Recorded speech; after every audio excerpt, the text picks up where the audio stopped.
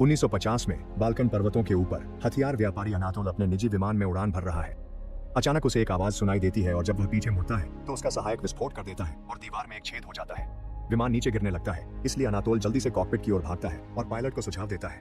जब विमान के इंजन में आग लग जाती है तो पायलट घबरा जाता है और अनातोल पर चिल्लाता है क्योंकि उसने उसकी चेतावनियों को नजरअंदाज कर दिया था जब उसने आज उड़ान न भरने के लिए कहा था। अगर वे बच गए तो पायलट उसे विमानन प्राधिकरण में रिपोर्ट कर देगा। अनातोल उसे निकालने का फैसला करता है और पायलट की सीट को बाहर निकाल देता है, फिर खुद विमान का नियंत्रण संभाल लेता है। विमान एक मक्का के खेत में दुर्घटनाग्रस्त हो जाता है और अनातोल की मौत समाचारों में आ जाती है। अब अनातोल की आत्मा परलोक में अपनी दादी के पास है। एक दिव्य अदालत चर्चा करती है कि क्या अनातोल स्वर्ग के योग्य है। वह विमान के मलबे में जागता है, जीवित। एक रिपोर्टर का इंटरव्यू बीच में रोक देता है।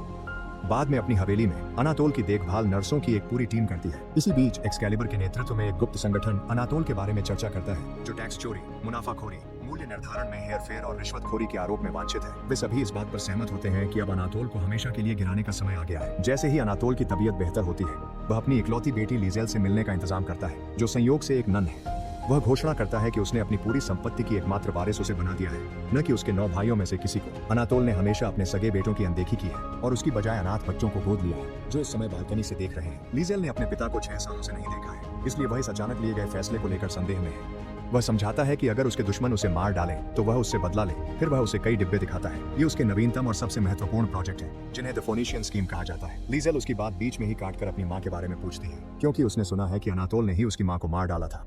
असल में लोग कहते हैं कि उसने अपनी पत्नियों की हत्या कर दी है।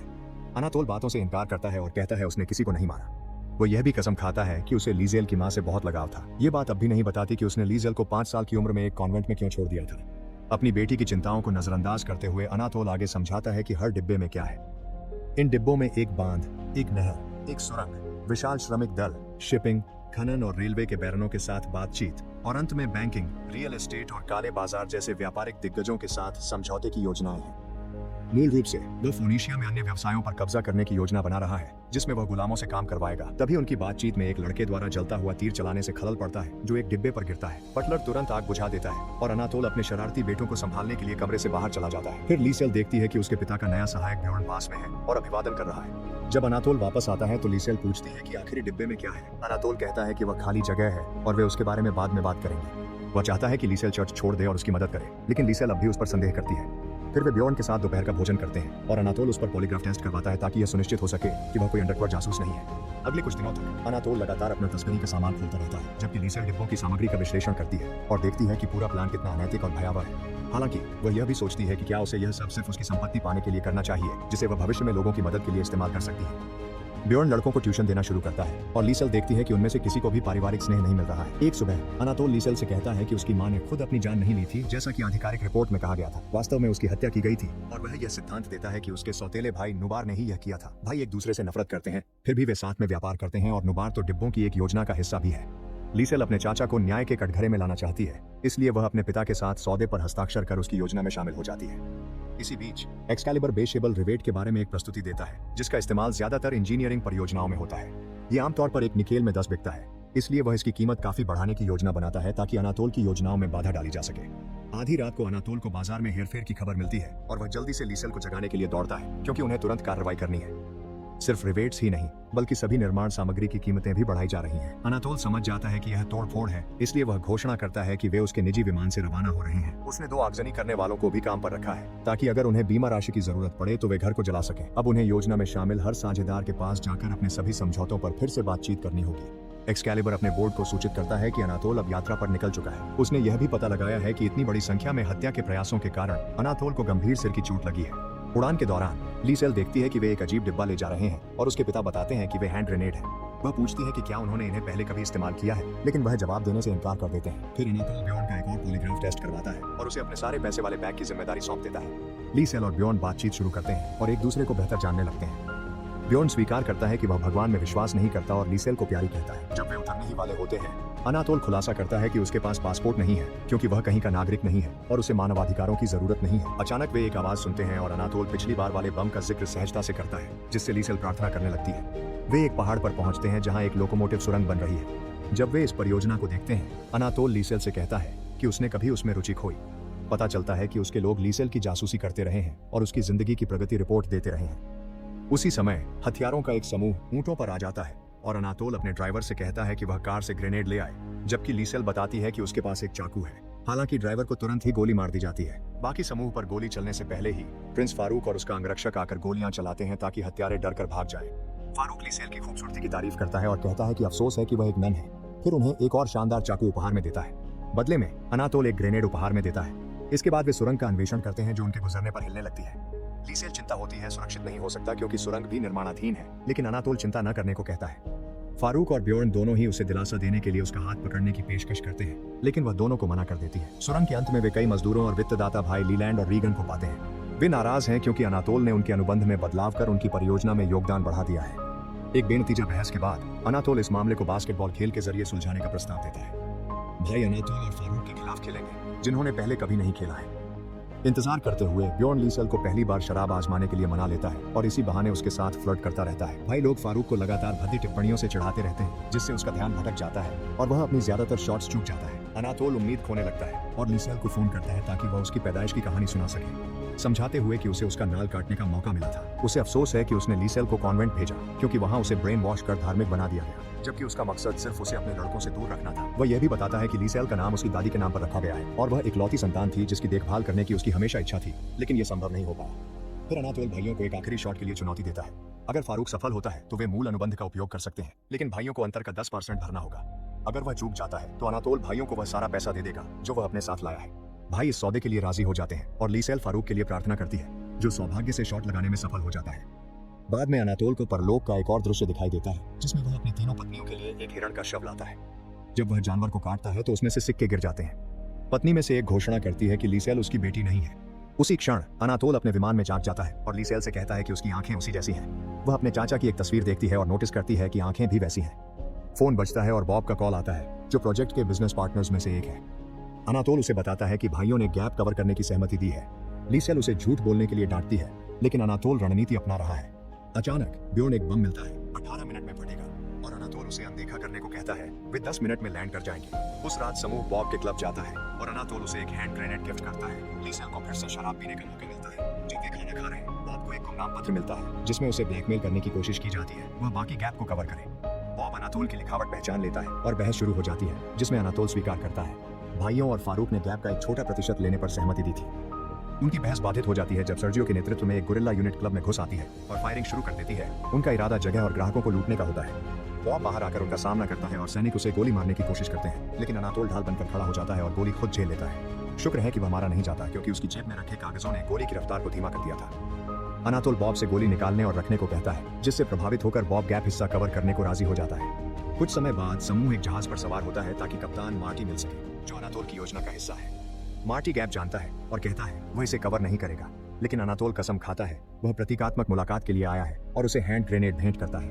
अचानक अनातोल खून बेहोश हो जाता है और उसे परलोक का दृश्य दिखाई देता है। इस बार लीजेल का बचपन का रूप अदालत को अपनी मां की मौत की डरावनी रात के बारे में बता रहा है और कैसे उसके पिता ने बस इतना कहा कि वह अब वहां नहीं रहेगी।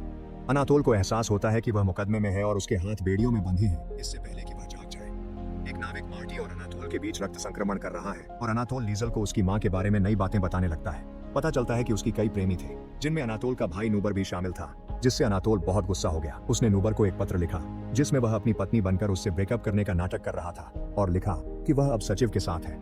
अनातोल सोचता है कि इसी वजह से नूबर ने दोनों को मार डाला। जब लीजेल अपने पिता से पूछती है कि क्या वह उसकी मां से प्यार करता था, तो वह स्वीकार करता है कि वह उससे प्यार नहीं करता था, बस उसे पसंद करता था। तो लीजेल उसे थप्पड़ मार देती है। अनातोल माफी मांगता है और यह सुनकर हैरान रह जाता है कि लीजेल उसे आसानी से माफ कर देती है, ये कहते हुए कि उसने हमेशा उससे सबसे बुरा ही उम्मीद की थी। इसके बाद अनातोल मार्टी को अपना नया प्रस्ताव देता है, लेकिन कप्तान उसे खिड़की से बाहर फेंक देता है। एक बहस शुरू हो जाती है तो अनातोल एक ग्रेनेड निकालता है और उसकी पिन खींच लेता है। समूह इस हास्यास्पद स्थिति पर हंसने लगता है और मार्टी भी इस अंतर का कुछ हिस्सा चुकाने के लिए राजी हो जाता है। इसी बीच एक्सकैलिबर को अनातोल की गतिविधियों पर एक और रिपोर्ट मिलती है, जिससे यह पुष्टि होती है कि कोई जासूस जानकारी पहुंचा रहा है। कुछ समय बाद अनातोल अपने अगले व्यापारिक साझेदार अपनी दूसरी चचेरी बहन हिल्डा से मिलता है। वह उससे शादी के लिए कहता है, लेकिन यह स्पष्ट करता है कि लीजेल ही उसकी संपत्ति की एकमात्र उत्तराधिकारी रहेगी। हिल्डा बिना जवाब दिए अंगूठी लेती है। फिर वह लीजेल को कहानी सुनाती है, कैसे उसके दादा और अनातोल के दादा की बेवकूफी भरी बहस ने परिवार तोड़ दिया था।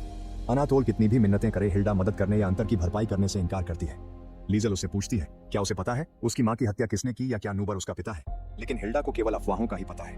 बाद में विमान में अनातोल एक पत्र खोलता है जिसमें आपातकालीन निर्देश है और उसे पता चलता है उसे रोकने के लिए संसद में प्रस्ताव पारित किया गया है। उसे कल दोपहर तक एक नोटरी के साथ घर पर होना जरूरी है, वरना उसे जेल भेज दिया जाएगा। जब अनातोल पायलट से मार्ग बदलने के लिए बात करने जाता है, लीजल बियॉन को अपनी उंगलियों से टैप करते हुए सुनती है और समझ जाती है कि वह मोर्स कोड है। उनकी बातचीत अनातोल द्वारा आपातकालीन अलार्म चालू करने से बाधित हो जाती है।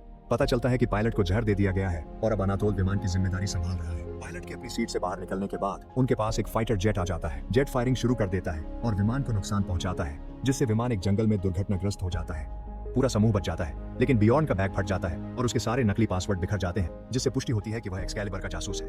अपना व्यवहार अजीबोगरीब नर्ड से कूल एजेंट में बदलने के बाद बियॉन समझाता है कि उसे अनातोल की कोई परवाह नहीं और वह सिर्फ आदेशों का पालन कर रहा था। अनातोल उस पर हमला करने की कोशिश करता है, लेकिन बियॉन प्रशिक्षित है और उसे आसानी से काबू कर लेता है। शर्मिंदा अनातोल वहां से चला जाता है, जबकि बियॉन कहता है कि वह पक्ष बदलने को तैयार है क्योंकि वह लीजल के लिए दिल हार बैठा है। अचानक अनातोल चीख उठता है और दोनों उसे दलदल में गहरे फंसा हुआ पाते हैं। अनातोल उनसे मदद न करने के लिए कहता है क्योंकि वह खुद को बचाना चाहता है, लेकिन बियॉन फिर भी मदद करने के लिए आगे आता है और लीजल उसे चूम लेती है। अपने शरीर के चारों ओर बेल बांधकर बियॉन दलदल में कूद जाता है। अनातोल बेहोश हो जाता है और उसे फिर से एक परलोक दर्शन होता है, जिसमें वह भगवान से गुलामी स्वीकार करने को कहता है। जब वह जागता है तो उसे पता चलता है कि बियॉन ने उसकी जान बचा ली है। अनातोल सोचता है कि बियॉन ने पॉलीग्राफ टेस्ट कैसे पास किया, तो बियॉन समझाता है कि उसे इसे धोखा देने की ट्रेनिंग मिली थी, जो काफी आसान है। तीनों तय करते हैं कि वे रात क्रैश हुई ट्रेन के अंदर बिताएंगे और अपने दुखद बचपन की कहानियों पर एक दूसरे से जुड़ेंगे। लीजल घोषणा करती है कि वह अब अपने पिता के साथ काम नहीं करना चाहती और उसकी बजाय चर्च वापस जाना चाहती है। अचानक कोई दरवाजे पर दस्तक देता है। वह सर्जियो और उसकी टीम है, जो तीनों को अपने विमान में ले जाते हैं। जब वे घर पहुंचते हैं तो मदर सुपीरियर पहले से ही वहां होती है। वह लीजल से कहती है कि उसका धार्मिक जीवन के लिए भाग्य नहीं था और उसे कॉन्वेंट से निकाल देती है। अनातोल उनका धन्यवाद करता है और चर्च की मरम्मत के लिए कुछ पैसे दान करता है। वह उन्हें अपनी दृष्टियों के बारे में भी बताता है और सोचता है कि क्या उसे बेहतर परलोक के लिए बपतिस्मा लेना चाहिए। फिर वह लीजल को एक तिजोरी के पास ले जाता है और उसे अपने पिता के नोटरी द्वारा छोड़ा गया एक डिब्बा लेने के लिए कहता है। अनातोल ने कभी नहीं जाना कि उसके अंदर क्या है और लीजल वादा करती है कि वह बाद में उसे खोलेगी। रात के खाने के दौरान अनातोल समझाता है कि अन्य निवेशक फोनीशियन योजना की प्रस्तुति के लिए डेजर्ट पैलेस होटल में मिलेंगे, इसलिए उसे एक नई योजना शुरू करनी होगी। यह अनातोल के हिल्डा से शादी करने और बपतिस्मा लेने से शुरू होता है, ताकि वह आधिकारिक रूप से कैथोलिक बन सके। उसे उम्मीद है कि यह और अपने सभी लड़कों का बपतिस्मा करवाना पोप को भी निवेश करने के लिए मना लेगा। इसके बाद वह बियॉन से कहता है कि वह उसे एक्सकैलिबर से मिलवाए और अनातोल उसके सामने कसम खाता है कि वह उसे जीतने नहीं देगा। बाद में होटल में अनातोल, लीजल, बियॉन और सर्जियो लिफ्ट में होते हैं। अनातोल ऑपरेटर को एक हत्यारे के रूप में पहचानता है और सभी अपने हथियार तैयार कर लेते हैं, लेकिन वह आदमी जहर खाकर खुद को खत्म कर लेता है। ऑफिस में प्रवेश करने से पहले अनातोल लीजल से पूछता है कि अगर वह उसकी बेटी नहीं निकली तो क्या वह उसे गोद ले सकता है, और वह हाँ कहती है। फिर वे आखिरकार नूबर से मिलते हैं, जो अनातोल का ग्रेनेड यह कहकर ठुकरा देता है कि उसके पास पहले से एक है।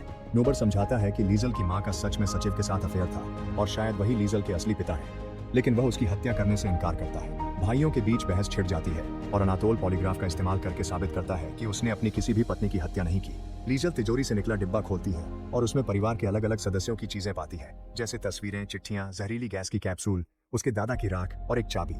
फिर नूबर घोषणा करता है कि वह परियोजना छोड़ रहा है और होटल में केवल जिज्ञासा के कारण आया था। लिफ्ट में अनातोल लीजल और बियॉन से कहता है कि वह अंतर को भरने के लिए अपनी बची हुई सारी दौलत दे देगा और यहाँ तक कि गुलामों को भी भुगतान करने के लिए तैयार है, इस उम्मीद में कि इससे उसके जीवन को कोई अर्थ मिलेगा। लीजल उस पर गर्व करती है क्योंकि उसे दौलत की जरूरत नहीं है। अनातोल बैठक के दौरान इसकी घोषणा करता है और एक्सकैलिबर इसे छुपे हुए माइक्रोफोन के जरिए सुन लेता है। सभी निवेशक कागजात पर हस्ताक्षर करते हैं और अनातोल उन्हें परियोजना का एक डायरामा दिखाता है। अचानक एक नौकर आकर उसे बीच में ही रोक देता है और बताता है कि नुबार उसे ढूंढ रहा है, इसलिए अनातोल बैठक छोड़ देता है। एक अन्य कमरे में नुबार अपने भाई से कहता है कि उसने अपना मन बदल लिया है और अब वह खुद ही यह करना चाहता है। अनातोल सोचता है कि वह व्यापारिक सौदे की बात कर रहा है, हालांकि नुबार खुलासा करता है कि उसी ने हथियारों को उसके पीछे भेजा था और फिर अनातोल का गला घोंटने की कोशिश करता है। एक लड़ाई शुरू हो जाती है और संघर्ष के दौरान दोनों भाई सीढ़ियों से गिर जाते हैं। वे आसपास पड़ी किसी भी चीज से एक दूसरे पर वार करते हैं और अंत में अनातोल फिर से सीढ़ियों से लुढ़क जाता है। नुबार इस मौके का फायदा उठाकर डिब्बे में से एक जहरीली गैस की कैप्सूल फेंकता है, लेकिन वह अनातोल के माथे से टकराकर बिना फटे ही उछल जाती है। अनातोल उसे पकड़ लेता है और अपने भाई पर फेंक देता है, फिर वहां से भाग जाता है। इसके बाद अनातोल वापस बैठक कक्ष में लौटता है, लेकिन वहां उसे नुबार डायरामा पर दिखाई देता है। वह ग्रेनेड फेंकने की तैयारी करता है, लेकिन अनातोल उससे संवाद करने के लिए कहता है। नुबार को अपने परिवार की झलकियां दिखती हैं और वह ग्रेनेड का इस्तेमाल खुद को समाप्त करने के लिए कर लेता है, जिससे डायरामा नष्ट हो जाता है। आखिरी परलोक दर्शन में अनातोल और लीजल को राख को फिर से तिजोरी में रखते हुए दिखाया जाता है। कुछ समय बाद अनातोल लीजल और सभी लड़कों के साथ एक साधारण जीवन जी रहा है, जिन्हें आखिरकार वह पारिवारिक प्यार मिल रहा है जिसके वे हकदार हैं। बियोरन ने एक्सकैलिबर की एजेंसी छोड़ दी है और अब वह एक स्कूल में काम करता है। हिल्डा ने अनातोल से अपनी शादी को रद्द कर दिया है और उसने अपना खुद का कैंप शुरू कर लिया है। अनातोल ने एक रेस्टोरेंट खोला है और लीजल वेट्रेस के रूप में उसकी मदद करती है। जब हिल्डा अंगूठी लौटाती है तो बियोरन उसी अंगूठी से लीजल को प्रपोज करता है। एक लंबे कामकाजी दिन के बाद अनातोल और लीजल एक साथ ताश खेलते हुए अपना समय आनंद से बिताते हैं। लीजल को उम्मीद है कि फोनिशियन स्कीम कम से कम लोगों को ईमानदार काम तो देती है। ऐसे और वीडियो देखने के लिए सब्सक्राइब करें और नोटिफिकेशन ऑन करना ना भूलें। देखने के लिए धन्यवाद।